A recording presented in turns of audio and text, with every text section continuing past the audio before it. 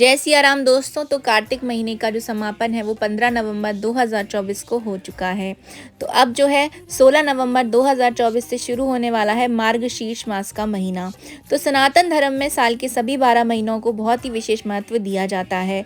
तो आज इस वीडियो में हम जानेंगे कि मार्गशीर्ष माह में आपको कैसे क्या कार्य करना चाहिए, किन देवता की आराधना करनी चाहिए और इस महीने का इतना ज़्यादा महत्व क्यों बताया जाता है हमारे शास्त्रों में। तो चलिए ज़्यादा देर नहीं करते हैं, कर लेते हैं टॉपिक को स्टार्ट। दोस्तों, हमारे जो हिंदू धर्म है उसमें सभी 12 महीनों में किसी न किसी देवता को वो समर्पित माना जाता है।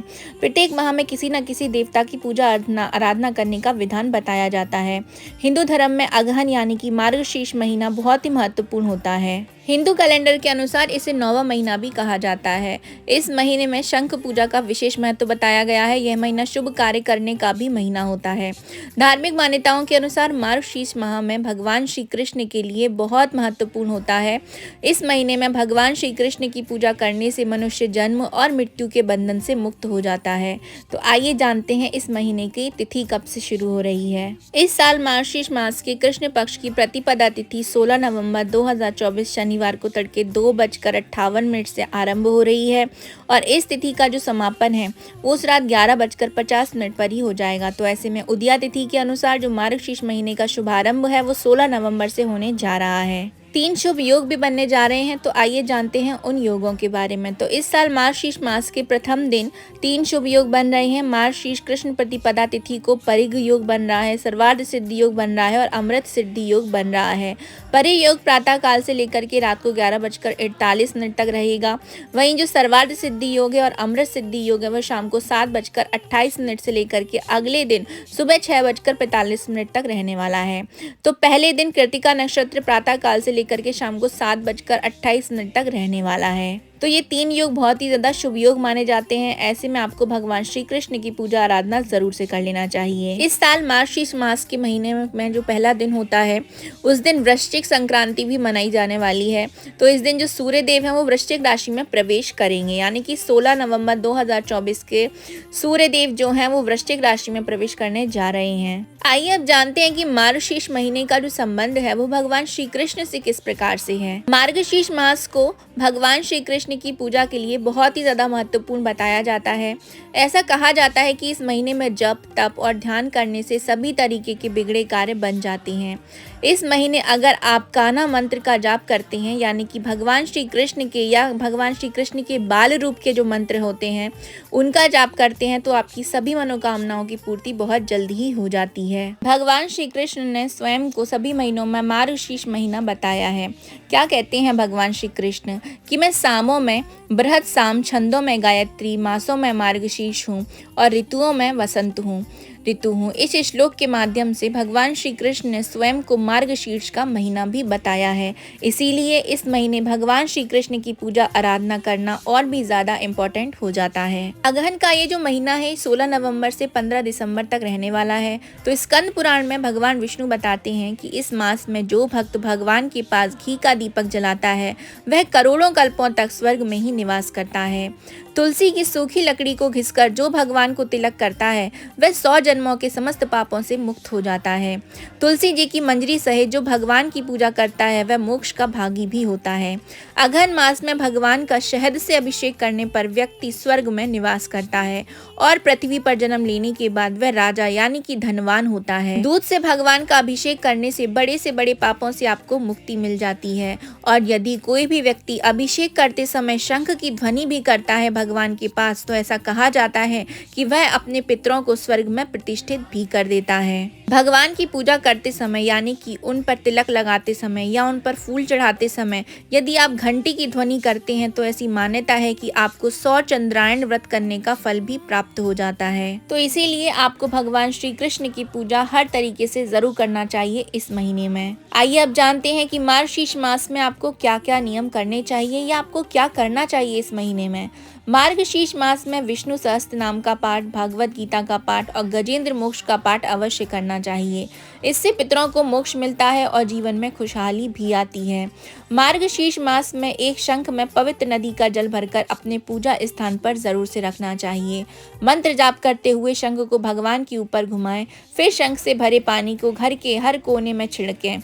इससे समृद्धि बढ़ती है। संतान प्राप्ति और सुखी जीवन जीने के लिए मार्गशीर्ष मास की सुबह और शाम भगवान श्री कृष्ण की पूजा जरूर से करें। शास्त्रों के अनुसार यदि किसी की कुंडली में चंद्र दोष होता हो तो ऐसा माना जाता है कि चंद्रमा से जुड़े उपाय करने से समस्या भी दूर हो सकती है यदि आप इस महीने में करते हैं तो, यानी कि यदि आप इस महीने में चंद्र से जुड़े कोई भी उपाय करते हैं तो आपको जल्दी से ही राहत देखने को मिलती है। श्री कृष्ण के बाल्यकाल में जब गोपियां उन्हें प्राप्त करने के लिए ध्यान लगा रही थीं, तब भगवान श्री कृष्ण ने मार्गशीर्ष मास का महत्व बताते हुए कहा था।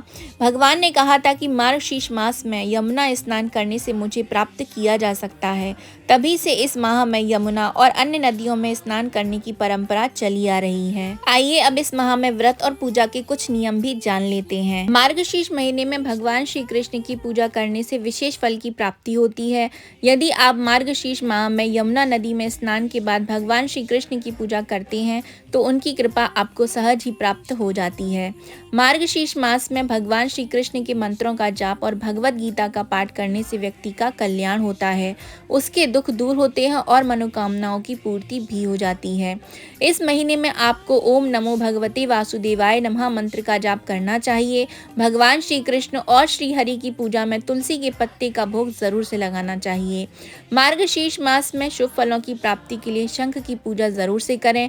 उसमें गंगा जल भर करके श्री कृष्ण या भगवान विष्णु के चारों ओर घुमाएं और उस जल को पूरे घर में छिड़क दें। इससे नकारात्मकता दूर होती है और आपके घर में समृद्धि भी बढ़ जाती है। इस माह में भगवान श्री कृष्ण का नाम जप करें। भजन कीर्तन के साथ मासिक कृष्ण अष्टमी और एकादशी का व्रत विधि विधान से जरूर से करें। मार्गशीर्ष के महीने में तुलसी, गर्म कपड़े, फल, अन्न, भोजन, मोर पंख, दीपक, पीताम्बर, चंदन आदि का दान करना शुभ माना जाता है। यदि आप संतान का सुख चाहते हैं तो इस महीने में आपको संतान की प्राप्ति भी हो सकती है। आइए जानते हैं कैसे। मार्गशीर्ष मास में भगवान श्री कृष्ण की सुबह ब्रह्म मुहूर्त में उठ करके आपको स्नान करने के बाद पूजा आराधना करना है और शाम को उनकी वंदना करना है। फिर एक दीपक भी जरूर से जलाना है। ऐसा करने से कहा जाता है कि आपको संतान सुख की प्राप्ति जरूर से होती है। आइए अब और कुछ बातें जानते हैं मार्गशीर्ष मास के बारे में। मार्गशीर्ष का जो महीना होता है वो भगवान श्री कृष्ण को समर्पित है। इस महीने में अगर आप दान पुण्य करते हैं तो भगवान कृष्ण और माता लक्ष्मी की कृपा आपको जरूर से प्राप्त होती है। इस महीने में आपको प्रतिदिन ब्रह्म मुहूर्त में उठ करके स्नान करना चाहिए। स्वच्छ होने के बाद आप गीता, रामचरितमानस जैसी धार्मिक पुस्तकों का अध्ययन भी इस महीने में कर सकते हैं। ऐसा करने से आप पर प्रभु की असीम अनुकंपा होती है और आपको उनकी कृपा भी प्राप्त होती है। मार्गशीर्ष के महीने को ध्यान और साधना के लिए भी बेहद ही ज्यादा खास माना जाता है। तो यदि आप कोई अनुष्ठान करना चाहते हैं तो इस महीने में कर सकते हैं। इस माह में ध्यान करने से आपको मानसिक शांति की प्राप्ति होती है, आपका आध्यात्मिक ज्ञान भी बढ़ता है और बौद्धिक क्षमता में भी वृद्धि होती है। इस महीने में आपको अन्न, घी, दूध आदि का सेवन करना चाहिए। इससे आपको स्वास्थ्य लाभ भी होता है। साथ ही इन चीजों का दान भी आप कर सकते हैं। इन चीजों के दान के साथ ही जल का कलश, चंदन, कंबल, कपड़े, अन्न आदि का दान करने से भी आपको लाभ प्राप्त जरूर से होता है। मार्गशीर्ष महीने में भगवान कृष्ण और माता लक्ष्मी की पूजा करने से सभी कष्टों से आपको मुक्ति भी मिल जाती है। यदि ये सभी कार्य आप अपने इस माह में करते हैं तो ऐसा कहा जाता है कि मार्गशीर्ष के महीने में ये सारे कार्य करने से आपके जीवन के आपको हर क्षेत्र में उन्नति आपको मिलती है। मार्गशीर्ष के महीने में आपको बाल गोपाल की सेवा भी जरूर से करना चाहिए। बाल गोपाल का आप अगर हो सके तो प्रतिदिन अभिषेक कीजिए, कच्चे दूध से, दही से, शहद से, घी से, गंगा जल से। यदि आप प्रतिदिन इस तरीके से अभिषेक करते हैं तो आप जो भी आप बाल गोपाल जी से मांगते हैं वो आपकी मुराद जरूर से पूरी करते हैं। इस महीने शंख की पूजा का भी बड़ा विधान बताया जाता है। तो जब भी आप बाल गोपाल जी का अभिषेक कर रहे हो या आप भगवान श्री कृष्ण का अभिषेक कर रहे हो तो कोशिश कीजिए कि आप वो शंख के माध्यम से ही करें। भगवान श्री कृष्ण को गोपी चंदन अति प्रिय है, तो इस महीने अगर हो सके तो आपको भगवान श्री कृष्ण को गोपी चंदन जरूर से अर्पित करना चाहिए। इससे आपको भगवान श्री कृष्ण की अनुकंपा जरूर से प्राप्त होती है। इस महीने में प्रतिदिन आपको भगवान श्री कृष्ण के सामने या बाल गोपाल जी के सामने या विष्णु भगवान के सामने शुद्ध घी का दीपक ज़रूर से प्रज्वलित करना चाहिए और शुद्ध घी का एक दीपक आपको तुलसी माता के सामने भी ज़रूर से प्रज्वलित करना चाहिए। और यदि हो सके तो इस महीने में आपको यमुना स्नान ज़रूर से करना चाहिए। अगर आप पूरे महीने यमुना स्नान नहीं कर सकती हैं तो आपको एक दिन या पूर्णिमासी के दिन ज़रूर से यमुना स्नान कीजिए, क्योंकि मार्गशीर्ष मास की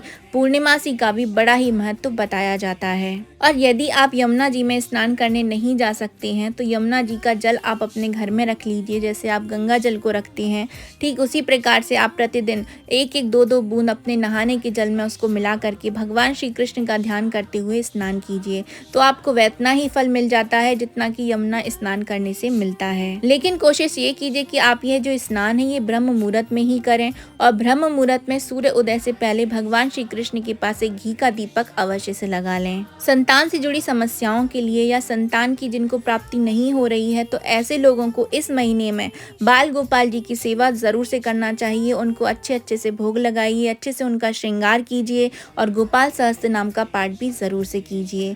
तो ये थी मेरी छोटी सी इन्फॉर्मेशन मार्गशीर्ष मास के महीने के बारे में। यह आप सबको कैसे लगी है कमेंट बॉक्स में ज़रूर से बताइएगा। तो हम मिलेंगे आपसे नेक्स्ट वीडियो में किसी नई इन्फॉर्मेशन के साथ। अभी मैं आप सभी से लेती हूँ विदा। जय जय सिया राम।